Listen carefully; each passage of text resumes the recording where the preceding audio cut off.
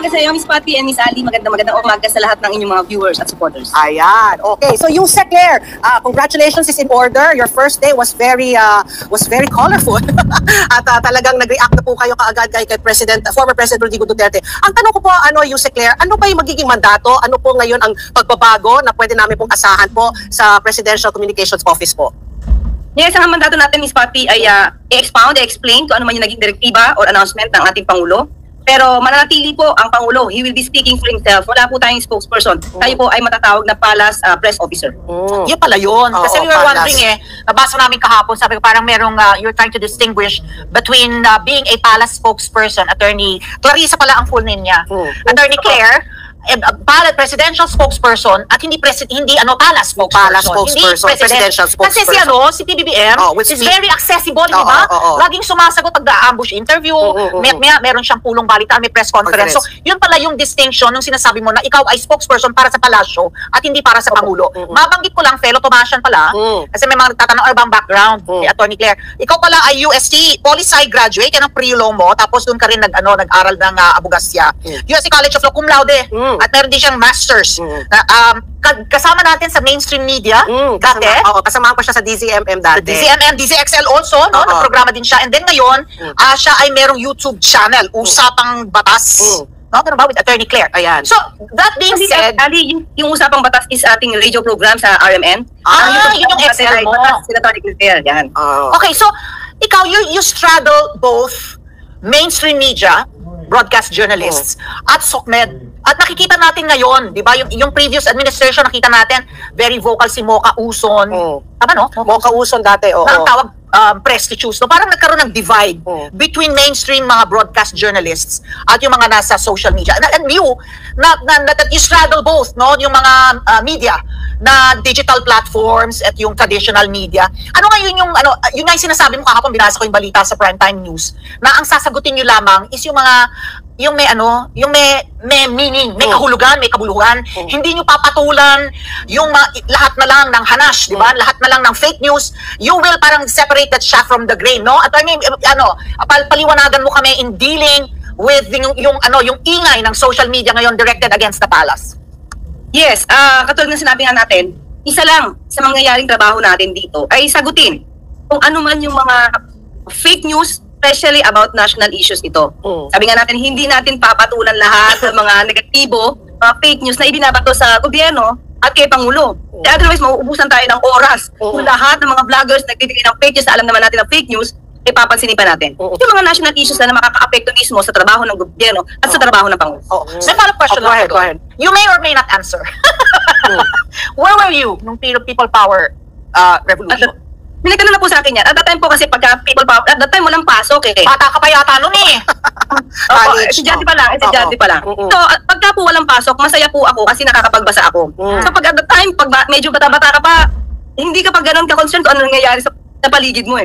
So, mas gusto ko lang kasi na bakasyon para makapag-advance ako ng pag-aaral sa aking subject. Yan po yung pakiramdam ko at that time. May kapwa nerd ako, mahilig magbasa. So, Yusek, ito po ang aking katanungan. Ano po ang game plan? Pag ikaw ba ay haharap bilang Palace spokesperson, palaban ka ba?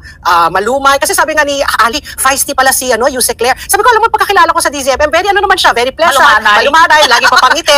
So, sabi ko, parang iba ngayon ang nakikita ko sa'yo. Yan, ganyan na nakikita ko. That's what I remember her, laging mapangiti. Tapos minsan nga pag hindi ako pag out of the country ako, si Peter asks Attorney Claire to sit in, for me. So, what is now what is your persona going to be? Because they always say that Malacanang is a snake pit. Ikaw ba ay magiging dragon? Ikaw ba ay magiging leon? Ano ba yung magiging persona mo? Para hindi ka lamunin po dyan.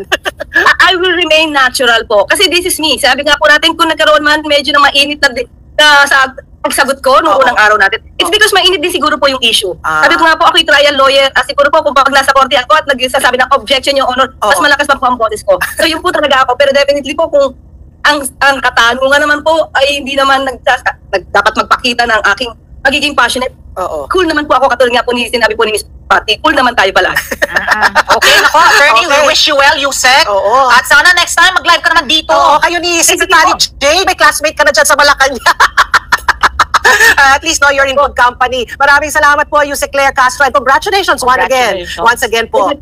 It's my pleasure to be invited, Miss Patty and Miss Ali. Thank you so much. Ayan, maraming salamat po kay Yusek Claire Castro. Siya po ang Palace Press Officer, Presidential Communications Office Kasi po. nakita natin siya smiling and all. Kasi yung mga clips nung una, when she was first day, appointed, mainit na mainit. unang araw, di ba, hindi nangingiti. Talagang palaban yung mga sagot. Pero kasi nga, sinasagot yung mga Katanungan. sinabi ni former President Rodrigo Duterte. So, mainit talaga yung mga issue at that time. Ganyan naman pala, very pleasant. Kapag pleasant ang usapan. Correct. At ang First question, Attorney Claire, ano po ang gusto niyong itawag sa inyo? Yusek Claire or Attorney Yusek Claire? Hindi ko alam. Hindi ko alam. Nasanay na ako ng Attorney Claire. Kung whatever.